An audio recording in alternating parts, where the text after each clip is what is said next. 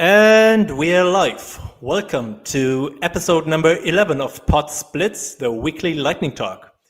Today we're going to talk about Bitcoin mass adoption via cashback systems, and more specifically Bitcoin and Lightning Network mass adoption, because we are talking about Lightning today. And we have actually two guests, Tom Chojnacki from Satzback and Stefanie von Jan. Sorry, I was jumping into English there. She's an economist and is a university lecturer, also writes about Bitcoin and money in general a lot and how Bitcoin can fix the world. Bitcoin fixes this. And she's going to be our co-host today, so going to ask some questions. Tom will talk about Satzback and how Bitcoin and the Lightning Network can be applied to cashback systems and how they're going to take over the world. If you do have any questions, this is supposed to be an interactive format. Please ask them in the YouTube channel, in our community chat on MetaMost at mm.fulmo.org, or on Twitter using hashtag Potzblitz. And as always, we're streaming this via Jitsi, which is an open source video conferencing tool, which is self-hosted and doesn't save any data. And it even looks like today audio and video are good, which is not always the case. But this might be one of our best episodes yet. So let's see how it goes. And that's pretty much it for now. Now I would like to welcome Tom. Take the stage, please, and really excited to what you're going to tell us. Hi, everyone. Thanks for coming. Let me see if I could share my screen. Yeah, that'd be cool. Okay. Do you see it, Jeff, now? Perfect. Okay. So my name is Tom. And first of all, I'd like to thank Jeff and Fulmo for organizing these weekly meetups and hack sprints that really helped me get through the long weekends in quarantine, and also for giving me a chance to speak to you all today. I thought this would be a good opportunity to share a little bit about my personal Bitcoin journey, the story of Satzback, and tell you about what we've been busy building. So my Bitcoin journey is somewhat unique. I always wanted to understand the way the world works, and I thought that the best way to do this would be to learn economics. So I studied economics in university, but it was the typical mainstream Keynesian, as Stefanie would say it, propaganda. And I found it was actually making me more confused than explaining how things worked. And it wasn't until I discovered the Austrian School of Economics around the year 2005 that things started making sense. So I was actually a sound money advocate and a gold bug long before Bitcoin. And I actually owned some virtual currency before Bitcoin. Some of you might have heard of e-gold. So I heard of Bitcoin quite early in 2013. But unfortunately dismissed it immediately without diving any deeper, convinced that there was no way it was going to work. So Gigi had a great slide during a talk at a recent Value of Bitcoin conference that he was kind enough to let me use here, where he talked about the usual journey and steps that people go through on their way down the rabbit hole. It's on YouTube in case any of you missed it. So step one is when you first hear of Bitcoin, you typically respond with this will never work. Step two is hearing about it again years later and realizing that it's still not dead and wondering why. Step three is finally deciding to try to dive deeper and try to understand it. And realizing that there's a lot more than meets the eye. Step 4, 5, and 6 are next steps when you're falling down the rabbit hole. And for me, ironically, it was my interest in Austrian economics and my early interest in virtual currencies that led me to dismiss Bitcoin earlier on. So I witnessed how the US government shut down e-gold. So I assumed the same thing would happen with Bitcoin. And at the same time, in the early days, many Austrian economists were claiming that Bitcoin could not become money because it was going against a theorem of one of the leading Austrian economists, Ludwig von Mises. And it wasn't until 2017 that number go up technology kicked in. Bitcoin price was again above $1,000. And it once again caught my attention, and only then did I decide to dive deeper and try to understand it.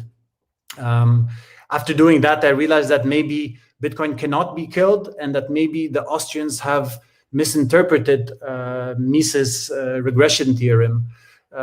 So this time overlapped with me leaving a career in the telecommunications industry. And that gave me time to learn everything I can about Bitcoin. And it took me a while to reach the conclusion that only Bitcoin matters. And I decided I need to dedicate my life to educating others about Bitcoin and hard money. So there's this misconception amongst Bitcoiners that Bitcoin needs to be Bitcoiners or early Bitcoiners, that Bitcoin needed to be a medium of exchange before becoming money. And I really like this quote from the now famous article by Vijay Boyapati called "The Bullish Case for Bitcoin," that this is actually not the case, that money has always evolved in stages, with the store of value role preceding the medium of exchange role. So it's actually okay that maybe we can't, or with the Lightning Network we can now, but it's okay that we don't pay for coffee using Bitcoin yet, because the store of value role could be first. And this is also what we are witnessing amongst Bitcoiners, that people don't really want to spend Bitcoin. They realize how early we are in the journey, and most people that spend Bitcoin regret it later. They don't want to be the Bitcoin pizza guy, Laszlo. And Bitcoin is also, data shows that Bitcoin is a great savings technology, that stacking sats works, and buying small amounts of Bitcoin or earning it regularly over time is a great way to increase exposure, versus trying to trade it and catch bottoms. So the conclusion was that maybe helping people earn Bitcoin might be something that is worth focusing on. And the idea came to us when we were kind of jealous of all the nice apps popping up in the US that let you stack sats by shopping online, and it didn't seem like Lolly or Fold were going to make their way to the EU anytime soon. So we looked into how hard would it be to build a Bitcoin-only cashback platform that would work in Poland and in the EU. They say that the best startups are founded by wanting to scratch your own itch, and we really launched with this in mind. But of course, all Bitcoiners love to stack sats, and we quickly realized that Bitcoin as a reward is also a great on-ramp for pre-coiners as well. And I've been a longtime fan of the TFTC podcast, and around the time I was looking for a name for the company, Matt and Marty started memeing Sats the Standard into existence, and I thought that since Sats are the future, it only makes sense that the cashback platform of the future will be Sats back. So I actually registered the domain before it became a meme. This is an idea that I think is quite powerful and has been motivating us all along. It's that knowledge by experience is a lot greater than knowledge by description.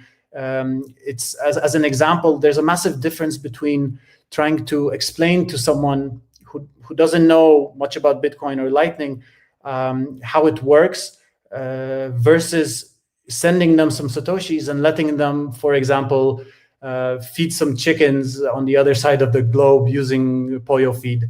Unfortunately, not everyone has a Bitcoin guy that can help them and that can send them some sats. So the question was, how do we onboard more people into Bitcoin and Lightning in a scalable way? So the problem is that it's hard to convince someone to buy something that they do not understand. I think Bitcoin is still very much misunderstood. Many people I speak to tell me that I'm not going to buy it because one is too expensive now. They don't know they can buy a fraction, which is why I also think that Satoshis are really important.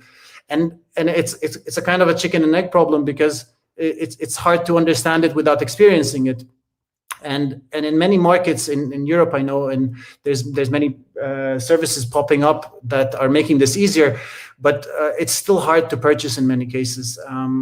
Exchanges and order books are too intimidating for newcomers, and strict KYC requirements really scare them away. Of course, exchanges also, because of their business models, confuse new users with shitcoins. So and also volatility. Because of volatility, it's seen as a very risky investment, and most people are risk averse. So we think a good solution to this problem is Satsback. It's I think is the easiest way to earn some Bitcoin. It's a cashback rewards platform that refunds a percentage of your online purchases in Satoshis.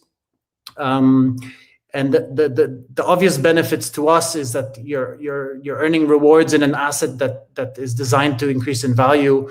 Also, maybe not exactly dollar cost averaging. Earning sats back is a kind of way to get a good average price into Bitcoin, and I would suggest that people dollar cost average and use these type of services to obviously stack more sats.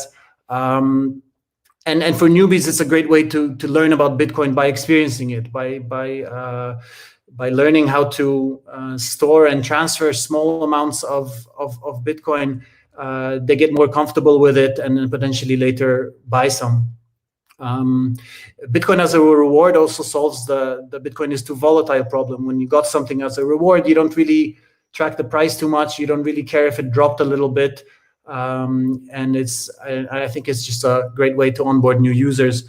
Andreas Antonopoulos actually had a cool video where he was pretty loud, pretty vocal about how do you get Bitcoin, and he says don't buy Bitcoin, earn it. And I think you should actually be doing both. You should try to earn Bitcoin and dollar cost average into it as well. So the product is pretty simple. The user logs in, and first thing he sees is a list of online shops that we're partnered with.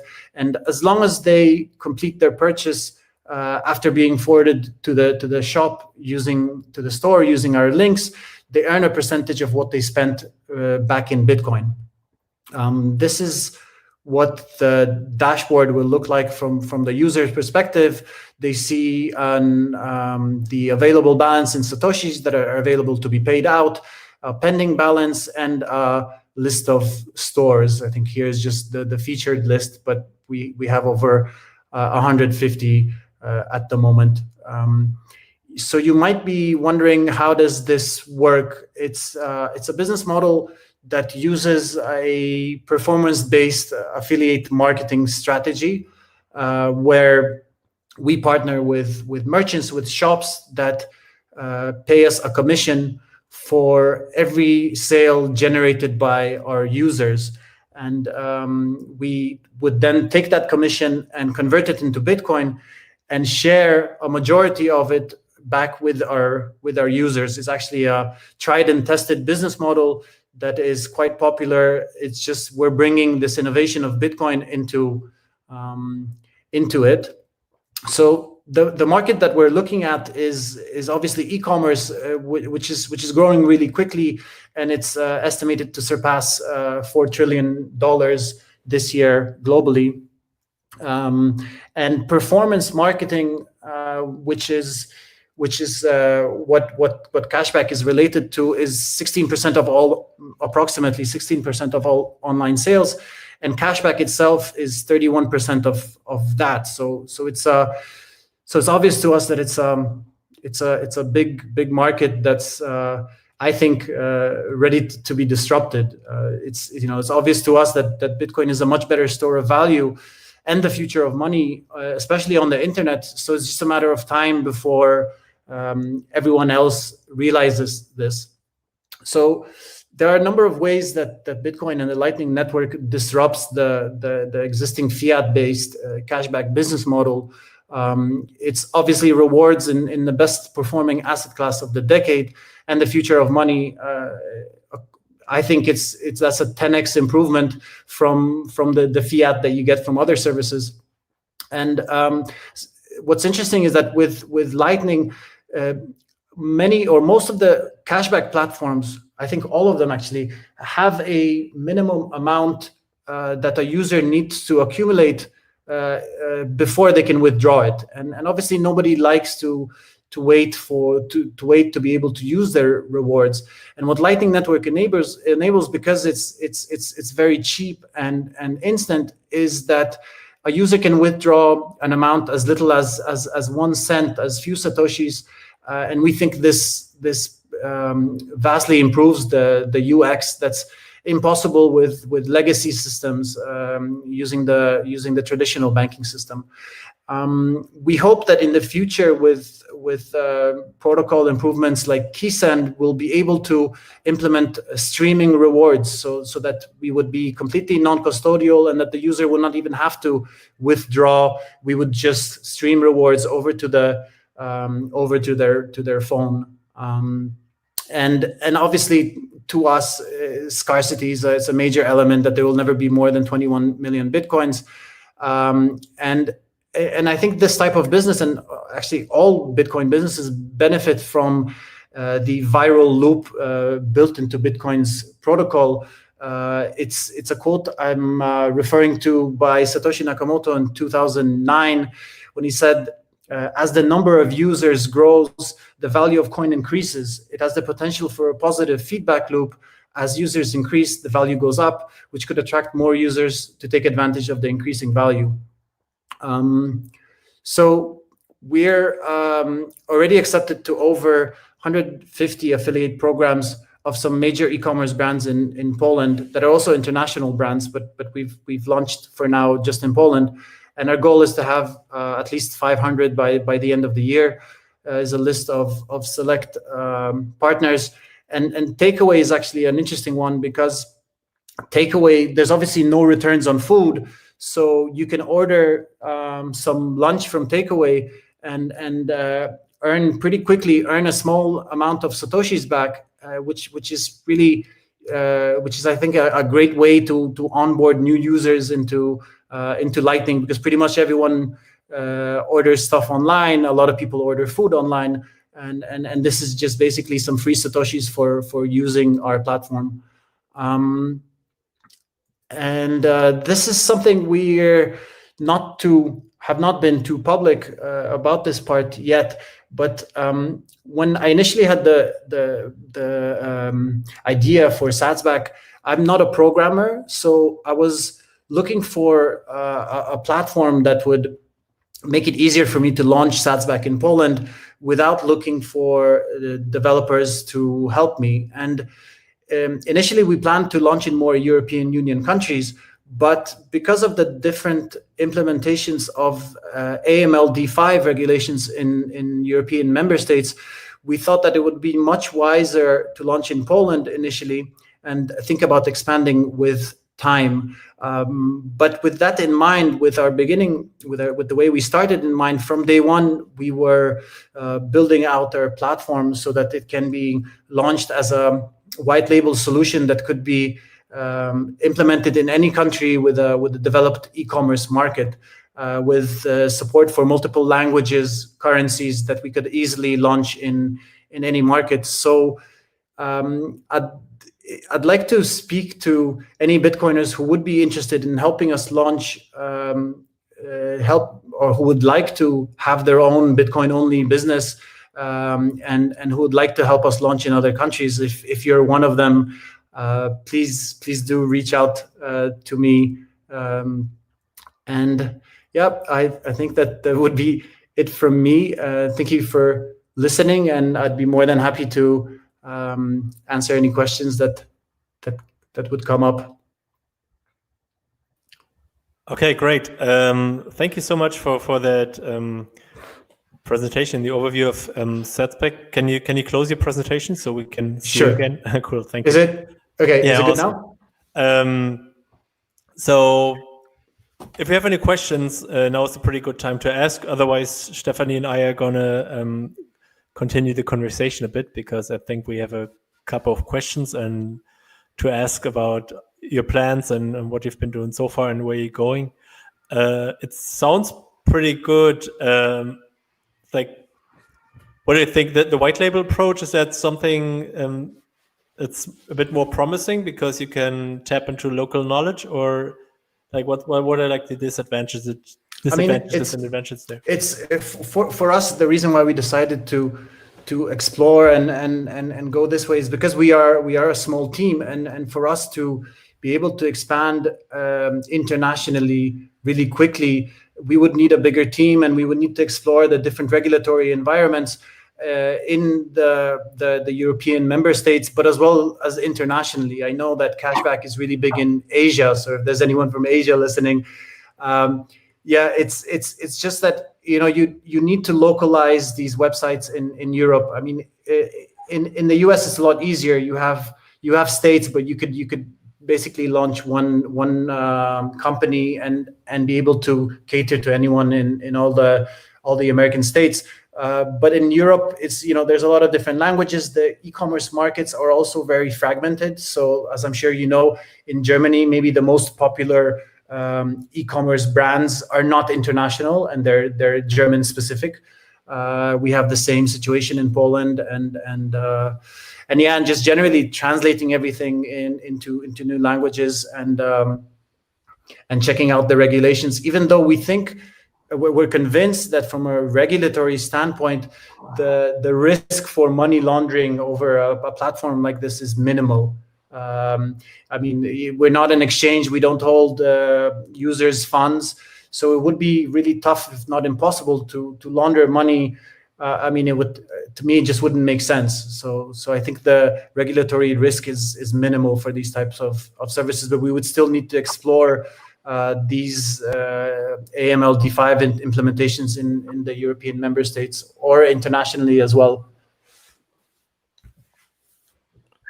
Yeah, so I really like your project, and I think it's a great idea to really onboard people and to make it like with an easy step to go in without like logging into an exchange and doing all the KYC, which is quite a big hurdle in comparison to your project. So it's really awesome, and we really need that.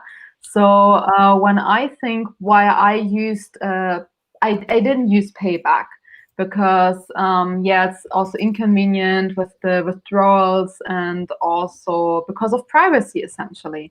And here I'm interested in the details on like which data are you using and which data are you not using. Right. So that's actually a good question. I should have mentioned that in my presentation. And as Bitcoiners, we're obviously very privacy focused, but at the same time, to be able to process these rewards, there is an element of tracking the clicks of users to make sure that we know that they bought something, and we don't know what they bought. We just know the location and the amount. But since our business model is clear, and maybe for these other companies, what they do is they also monetize the user data. And as Bitcoiners, we would never do that, and we wouldn't need to do that, because we also make a profit for every transaction that the user makes. So we would never monetize user data, user behavior. Our business model is simple. We just get paid for generating sales, and we would collect the minimum amount of data that is needed to process the transaction. We're not interested in what you're buying. We just want to deliver the the sats to you, and then I ideally even delete the purchase history. We're still figuring out the best way to do this in a way that would respect users' privacy as much as possible. I just like you, I'm not a big fan of these cashback services, these traditional cashback services that have a reputation for not respecting users' data and privacy. Yeah, sounds really great. I think I would like to use your service. I hope to come to Germany soon. So I hope so too. Are there any markets that, I mean, besides Poland, obviously, that you're specifically looking at right now, just to kind of launch off? Product? So I generally like to talk to Bitcoiners all over Europe who would be interested in running this either as their own product, as their own white labeled solution, or using our brand. But I think for me, a very interesting region, and it's also somewhere I spent some years living in, is Asia, Asia Pacific region, like Singapore, Malaysia. These are areas where obviously the economy and the e-commerce is growing really quickly, and people are already used to these types of services. And from what I understand as well, the interest in Bitcoin and cryptocurrencies there is quite high. So I'm actually actively speaking to someone in Malaysia to see if we could launch out there, and Singapore as well. I think could be very interesting, even though it's a relatively small country. It's a wealthy country where pretty much everyone buys stuff online. So I think Asia, apart from Europe, I think Asia and India as well would be quite interesting for us, because from what I hear, they not as much. They opened up to Bitcoin, or at least from what I understand, the recent ban on Bitcoin was overturned. So I think this type of service would be interesting. Like the interest is obviously there, and I think that from the regulatory standpoint, it would be fine to launch this type of service in India as well. Yeah, that's super interesting. I didn't hear of the ban on Bitcoin overturned. That's great news. And actually, yeah, it was I think it was the highest court that overturned the ban. So right now, maybe it's not completely legal, but at least it's not illegal, from what I understand. Yeah. Very interesting. Yeah, I was also reading that in Venezuela they were like very strict with it. Now they're like less strict with it, and there are like so many minors, and it's kind of okay now. So yeah, apparently they cannot like push this prohibition through so well, because yeah, the people want to really use Bitcoin and they're like standing in for it. And yeah, that's amazing news. Yeah, not to mention that the recent news of the Venezuelan immigration organization accepting Bitcoin using BTC Pay server online. I think that was a confirmed news. So that's amazing that Venezuelan governments are also stacking sats. That's so cool. That's really funny. Yeah, and I was also reading something on Argentina, that the central bank was prohibiting buying Bitcoin with a credit card. And then there was a rush on Bitcoin, and more people were buying Bitcoin. So actually, they kind of make Bitcoin more prominent when making some kind of prohibition. It's really interesting what's happening. That usually works that way. It's the same. I think it's the same with books. I think Nassim Taleb talks about this. Whenever you ban a certain book, the sales skyrocket. So I think it could be the same with Bitcoin. I don't know. We'll see. It'll be interesting times to see. I was also wondering what you think going forward, because of the current situation and the recent action by central banks. I think you agree with me that there's a higher risk of inflation in developed countries. I wonder what the approach of governments, if it will change towards Bitcoin, because right now I think it's just too small for them to care. They have too much on their hands as it is. But with time, as you know, if we get to a inflationary environment, to a hyperinflationary environment, would they start getting interested and start changing their approach and try to maybe ban it, because it's just an obvious way to escape this type of inflation? Yeah, so I definitely think that they will try it, and they did it already in the past. We saw that, and this is also why I think privacy is so utterly crucial to like still be able to use Bitcoin and not like having everything blank and not, for example, not needing to buy Bitcoin on a KYC exchange, but other than that, using peer-to-peer networks. So yeah, I definitely think privacy is important for this transition when we have this prohibition. But I think so, as it seems, what we're like seeing right now in these different countries is that they cannot like uphold this prohibition so well, and at one point it kind of like is going, it is like downturned. And I also see that more and more people are going into Bitcoin and like thinking, oh, this financial system, maybe it's not good for the people. And yeah, maybe at one point, yeah, I think we will have a great change towards hyper Bitcoinization. The people will not continue with this old system because now we have a really functioning alternative. Yeah. All right, let me jump in there. We got a couple of questions coming in. I think we're going to start with the one that's a bit closer to Argentina. And Nicolas is asking, what about partnering with existing payment and merchant networks? In Argentina, we have Mercado Libre, which has a reward system, for example. I'm not sure exactly what you mean, but if you could, I guess this is one strategy for business development is to integrate with existing systems and existing shopping platforms. So I'm really interested to explore these ideas. But maybe if you could drop me a DM, I forget your name. I'd love to talk about it. You said it was a question from Argentina. Yeah, I mean it's Nicolas Pretty on the YouTube on the chat. Okay, maybe if Nicolas can drop me a DM, I would love to talk about it more. Okay, thanks. And Mitool is asking, hey Tom, could you take us through a user scenario? How would a user start using the Sats platform and start receiving Sats? Do you have a working demo, or can you like describe it or show it?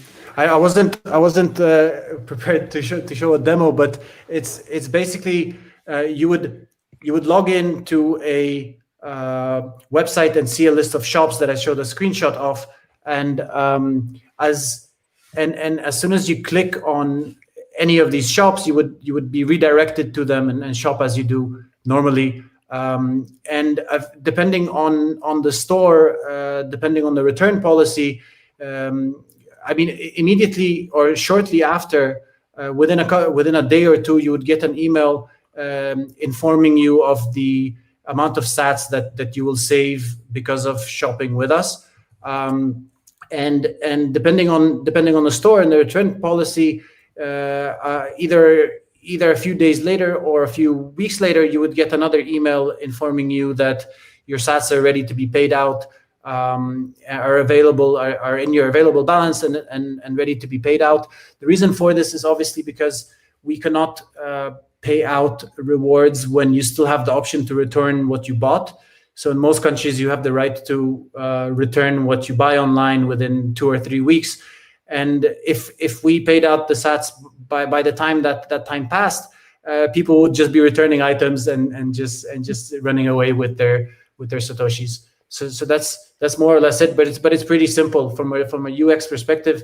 It's you shop as you do normally. You just have to remember to log into our platform and click on our links. Yeah. Are you planning on allowing a login via WebML or your Lightning node? Yeah. So that would be amazing to the LN auth, I think it's called, to be able to use, because all of our users will already have a Lightning wallet. Not all of them will have a Lightning node, but I think if not already, it will be possible really soon to be able to log into a service using a mobile Lightning Network wallet. So we'll definitely be looking at implementing that, because it's just such a much better way of logging into services, and would also allow us to to collect less data. We wouldn't even need your email if you're able to log in using your wallet. So that would be amazing. So is it on your roadmap more or less, or? Yeah. It definitely is. I mean, right now we're just focused with some of the more basic functionality, but definitely we'd like to do that. So Ferro is asking, do you plan to bring your Satsback product to the mobile? I think about 50% of e-commerce is mobile nowadays, and I guess this would entail the streaming of rewards. Yeah. So right now the partners that we have, or the programs that we're accepted to, they would not all of them would work on mobile. So some of them would, but not all of them. And there is generally some problem with the tracking of mobile purchases. So while you could log in from your mobile phone and try to buy something, it's not really guaranteed that you'll get your sats back. So for now, we recommend people to use their desktop, but eventually we will need to focus on building a mobile app and on integrating with we are aware that most people prefer to use mobile.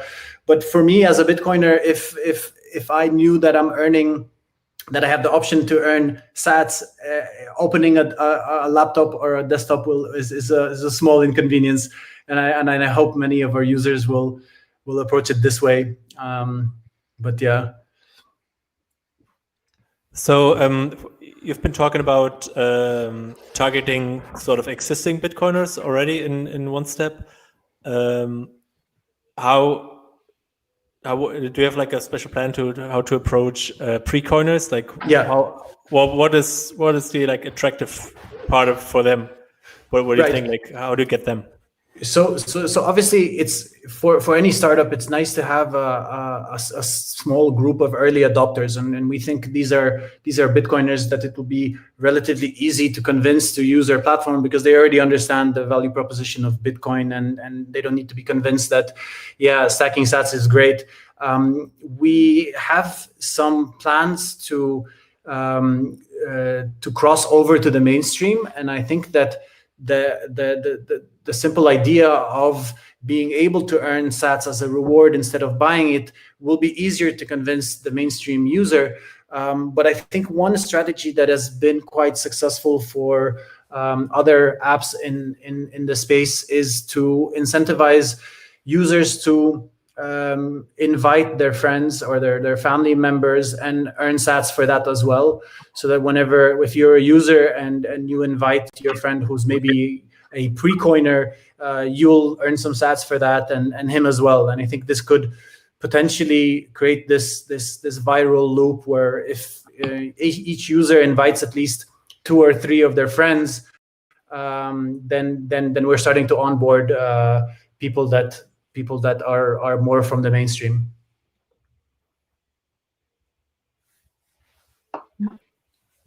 Super interesting. I also have a technical question. So I was wondering, how do the affiliates pay you and then you forward the sats? So do the affiliates pay you in Bitcoin, or do they pay in currency? And no. Exchanges, huh? Yeah, obviously they don't pay us in Bitcoin. They even though actually Takeaway is an interesting one, and also maybe a reason why it was relatively easy for us to partner with them early on is because Takeaway. I think they're called different names in different countries. I think in Germany they're called Lieferando or something like that. But they're active in at least five countries in Europe, and they were one of the first companies that started accepting Bitcoin, I think back in 2013, 2014. So they understood Bitcoin, and for them it was just a great idea, because it was just obvious for them. They saw that some of their users were interested in it.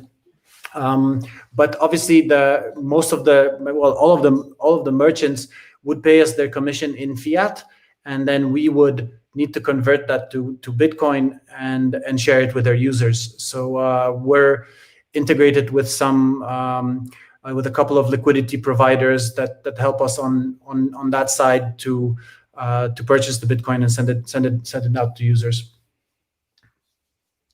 I don't know if that answered your question. Yeah, definitely. Thank you. Yeah. There's another. Tom is not on the YouTube stream, so that's why I'm reading most of the questions and comments. There was another comment, basically by Christian. He says, in my e-commerce, almost 80% traffic is mobile and 70% buy from my bike. I guess that's probably my shop.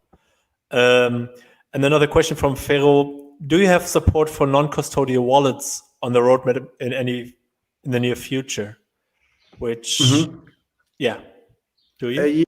So the first question regarding mobile, we are aware, and you know our product right now is an MVP. We just wanted to get something out there that is a kind of proof of concept that people could try, and you know, I know it's an inconvenience to maybe open up your laptop, even though I personally prefer to shop from my laptop, but we will definitely need to look into how to be able to cater to mobile users. But at the same time, there are some partners, there are some merchants where we are specifically told that it will work if somebody clicks on our link using a mobile, and that would open their app or the app of the selected merchant, and if they process it that way. So some programs will work this way, but not all of them.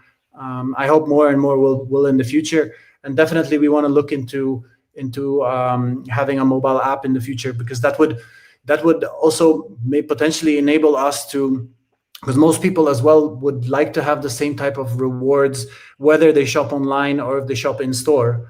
So I think Fold is coming out with a card that would enable people to earn sats even when shopping in store, and that's definitely something we'd like to look into for the European users. And the question from Pharaoh was regarding support for non-custodial wallets, I think. So the type of wallet that you use is completely up to you. The payouts, withdrawals are processed using LNURL that I think right now is supported by pretty much all major Lightning Network wallets, whether custodial or non-custodial.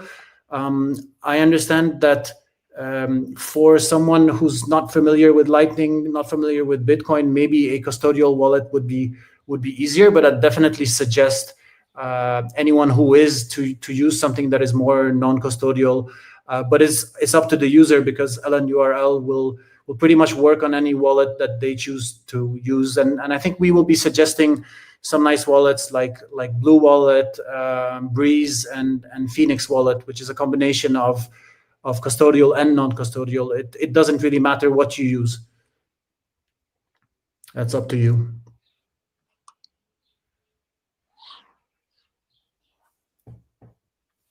Okay, thanks. I hope that does answer this question.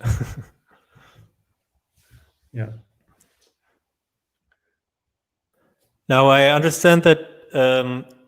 Are you already live in Poland, or are you like going live? Yeah, we're live in private beta. So we haven't opened up our beta yet, but we're thinking to do that within this month, probably by the end of this month. The interest has been amazing so far. There's a lot of people signing up. There's a lot of people asking us when they can join, but we really wanted to roll out slowly, just to make sure everything is okay, and make sure everything is okay with the payouts. Since we are dealing with the real money here, we preferred to move a little bit slower. But I think we'll be ready definitely this summer to open up our beta, and just onboard more people. So you have to be Polish or live in Poland. You have to. What are the For now, requirements for the user? For now, I mean, a lot of the partners that we have would work if you're overseas. It's just we're trying to limit our users to Polish users, because this is where we have regulatory clarity. And for example, it would be very easy for us to launch in Germany. We would just need some help with the translation and perhaps set up a local entity there. but I'm not too sure regarding the AMLD5 implementation in Germany, whether we need a special license or if what we're doing is fine, because we are kind of like processing Bitcoin. So I would like to make sure that that everything we're doing is legal before catering to users in those countries. I heard in Germany actually exchanges need to apply for a kind of special kind of license, and they need to have an office in Germany. From what I heard, that's the current situation. But I don't know what it would be like for services like us. Maybe if someone from the audience knows. Yeah, I mean, it's probably a good idea to get a lawyer for certain businesses in Germany. Definitely. Definitely. I wanted to ask another thing, because I mean, we've basically been talking about Bitcoin and I guess like it's a great thing because Lightning is Bitcoin. But from a technical point of view, do you think like what are the main advantages that you have for this particular product that Lightning offers that Bitcoin couldn't? Yeah, so I think right now the biggest advantage that I mentioned briefly during the presentation is the fact that you're able to withdraw even if you order like a lunch from takeaway.com, and maybe your reward is something like 50 euro cents. You're able to withdraw that pretty quickly because there's no returns on food delivery, and enabling that for users is a massive improvement in UX compared to legacy systems, as well as Bitcoin cashback companies that rely on on-chain, because the on-chain fees are quite significant. It wouldn't really make sense to pay out 20 euro cents on-chain, right? So what Lightning enables is it enables users to withdraw much sooner than they would be otherwise allowed to, especially using the legacy financial system. There are high limits. You need to accumulate at least like 10 or 20 euros before you can pay out, and Bitcoin and Lightning fixes this, we think. But I'm most excited about the future with protocol improvements like KeySend, where I can't wait for us to be able to stream rewards to a user's mobile wallet, because the ideal situation for us, we don't want to hold any sats of our users. The ideal situation for us would be to just shoot them over as soon as they're available. And I think Desiree from Lightning Labs at the Value of Bitcoin conference mentioned that she sees streaming rewards as a major use case for Lightning in the future. So I'm really excited about that, about not being custodial, about not worrying and not trying to incentivize our users to withdraw. And I think that would be the major improvement for this business model. Not having to withdraw, not having to wait. Just as soon as your reward is processed, you get you get your sats on your wallet. I think that's the biggest thing that Lightning Network facilitates. Yeah, Tom, it's interesting that you're saying this, because for me, two other things would be even more important. So you are really respecting privacy and you're not using the user's data apart from what you really need. So this is really important for me, and this is why I would go for it. And the other thing, I do like to interact with Bitcoin and Lightning, and it's like a joyful thing for me. But interacting with the fiat system is just not so nice. And interacting with the fiat system for only a few cents or a few euros also not so nice. But doing it Lightning and Bitcoin is a cool thing. So this is something that really kicks in for me. Yeah. It's. I mean, this is something we really built for. Like we're scratching our own itch. We wanted this type of service. So this is what we wanted to use. And I think, while we're still using fiat, we might as well spend it and earn Bitcoin back, and just try to make sure we always get Bitcoin rewards whenever we do that. And that's our mission to make that available internationally. Yeah, that really makes fiat spending nicer, actually. Yeah, and food tastes a lot better when you got sats back for your lunch.